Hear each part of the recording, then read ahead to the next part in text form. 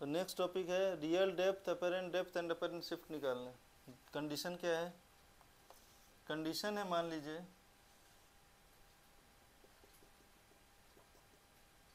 ये नीचे एक डेंसर मीडियम, क्या है? डेंसर मीडियम, और ऊपर है रेयरर मीडियम, ठीक है।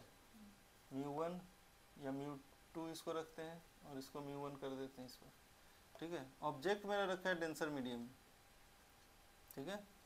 ऑब्जेक्ट रखा है डेंसर मीडियम में, और ऑब्जर्वर जो है सो ऊपर है? ऑब्जर्वर कहाँ है? ऊपर है। तो यहाँ से इंसिडेंट रेज चली, जो नॉर्मली पड़ी सरफेस को तो नॉर्मल निकल जाएगी, और जो आसपास के इलाके में पड़ेगी वो कैसे जाएगी? वो यहाँ से रिफ्रैक्ट होगी। अच्छा, डेंसर से रेयर में जा रहा है, यानी अवे फ्रॉम द, है ना, ठीक है, अवे जाएगा यहाँ से। तो अवे फ्रॉम द नॉर्मल हो गया, यानी कि अगर यहाँ पे ये आई था तो ये क्या है? आर है। ये आई, ये आर, क्लियर? अच्छा, ठीक है। और ये अगर आई है यहाँ पे, तो इसका मतलब ये एंगल भी आई होगी, ये एंगल भी आई होगी। अच्छा, इसको प्रोड्यूस करते हैं यहाँ पे, ध्यान से अगर हम इसको ड्रॉ करें तो कुछ इस तरह से बन रहा है।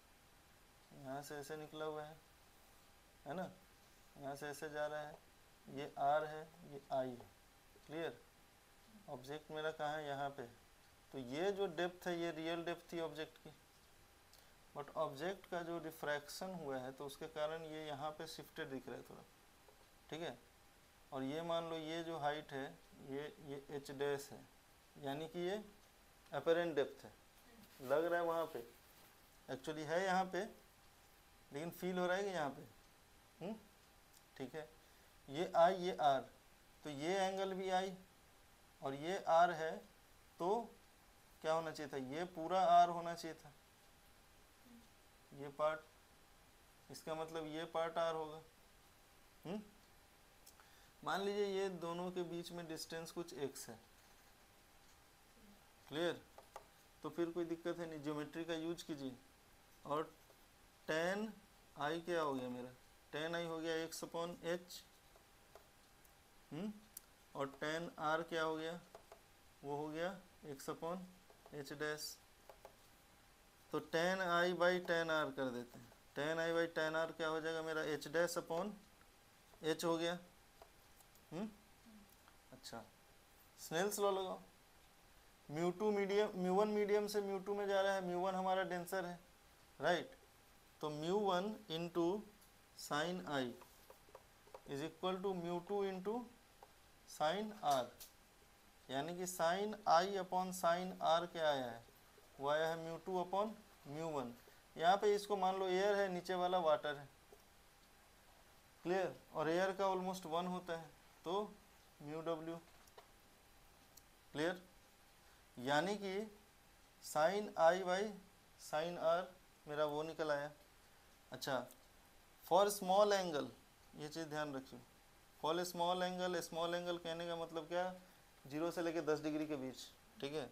तो यहाँ पे हमारा जो होता है साइन थीटा ऑलमोस्ट थीटा के बराबर होता है, टेन थीटा भी ऑलमोस्ट थीटा के बराबर होता है रेडियन में, डिग्री में, रेडियन में, ठीक है।